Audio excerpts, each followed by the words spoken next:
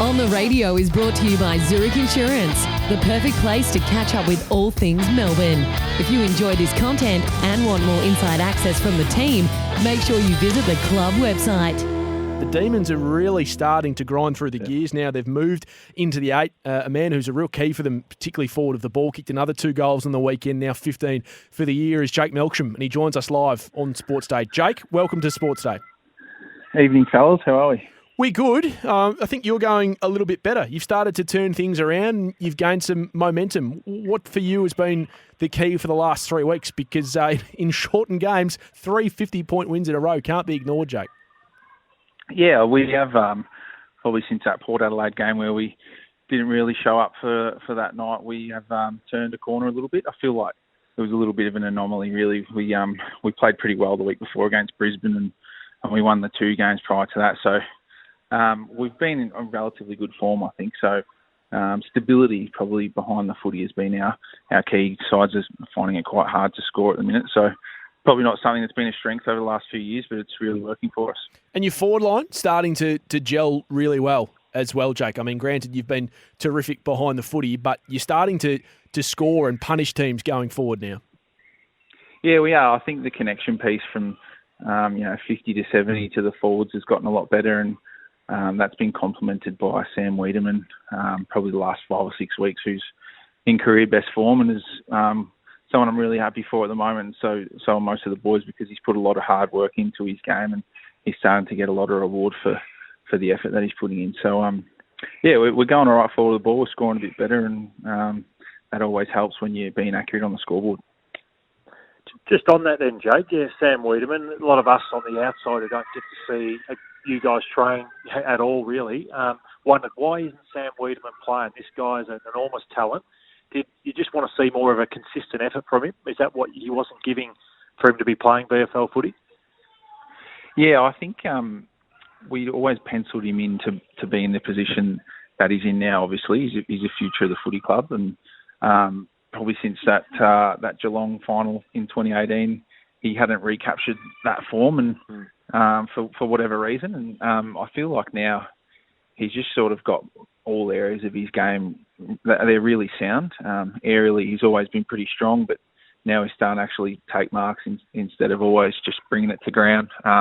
His set shot kicking's gotten a lot better. He's hitting the scoreboard, and he's having like major impact on every game that he plays. And the forward line are certainly very appreciative of that as well, because we've got a big target that we can kick to, and Tommy McDonald's got a little bit more help as well. So he takes the best defender every week, and I think he's playing really strong, confident footy. I know you might get sick of talking about this bloke whenever you do an interview, but on Petrarca, when was the moment that you saw in the pre-season that you go, wow, this is a different Christian Petrarca, and he means business, and he's changed some of his habits, or he's become an A-grade professional at this point in the career where the light was switched on?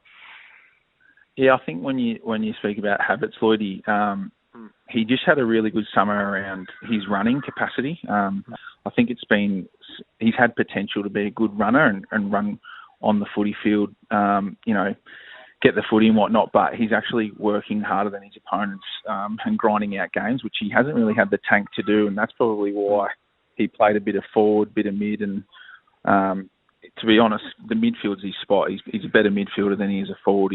He's one person that hunts the footy, and when he's in that little phone box, you don't lose. He never loses a one-on-one, really. So it's probably just training habits and being able to run out games as a midfielder through the pre-season that he worked on. And obviously he's a pretty confident young guy, and he's got some amazing talent. And now that's starting to be matched by his work ethic. So I'm really happy for him.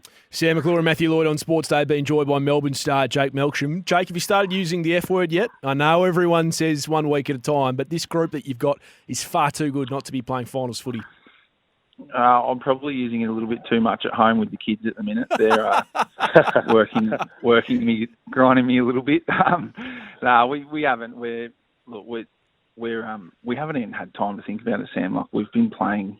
I think we've played 7 or 8 games in 5-6 weeks. So we're literally playing a game, looking to the next session, whether that's recovery or having a kick. Sometimes we're not even having much of a kick because we're just getting ready for that next game. So honestly, we haven't had time to think. And as I mentioned before, I've got the family here, so they're keeping us busy. But yeah, I think we're in a position now where we're feeling that we've got some good momentum. And as I said earlier, our stability in defence being hard to score against, and obviously we're kicking winning scores. It's filling us with great confidence and belief that we can play a long season. And Jake, how have you found playing more and training less for you personally? Is it something, do you think, that is sustainable for AFL players, beyond the COVID era?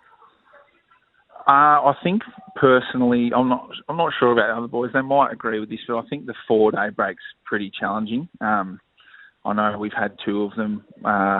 One of them was the Port Adelaide game, and we were just not ready to go. We didn't play anywhere near to the level.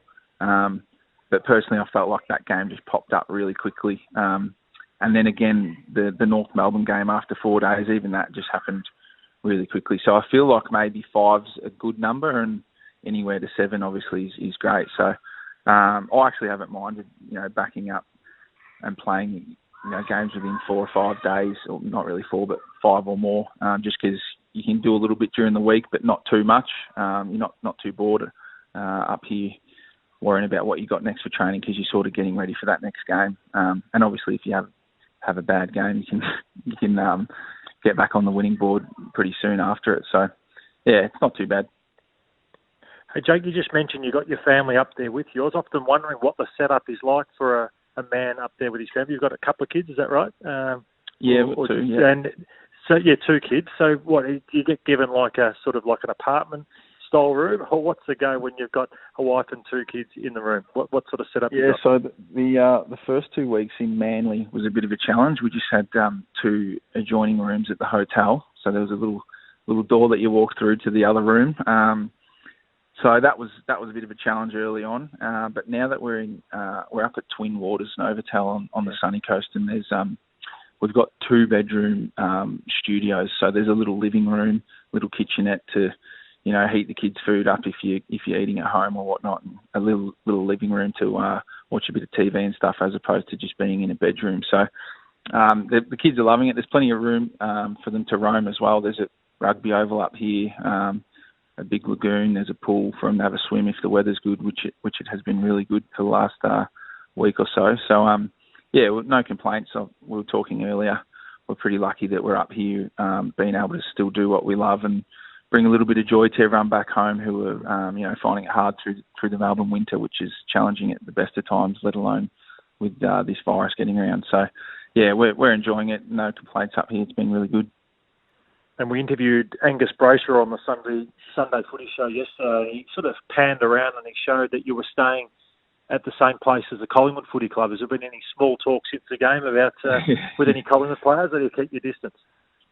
Well, they're sharing the conference room right next door to us, so we've both had a couple of days off post this game, so we haven't really seen much of each other. But the week before we played North Melbourne, and yeah, they were in the same hotel as us, so it's become the norm, just catching the lift with your opponent and then catching up with him out on the ground. So we're all it's a little bit weird at the start, but we're all used to it now. Jake, been great having you on. It's also been great to see the Demons back on the winners list. And as we said towards the start of the interview, such a talented group. I think we all want to see them play finals. So hopefully you do, and good luck for the rest of the year, and good luck against the Pies. Thanks, fellas. Take care back home.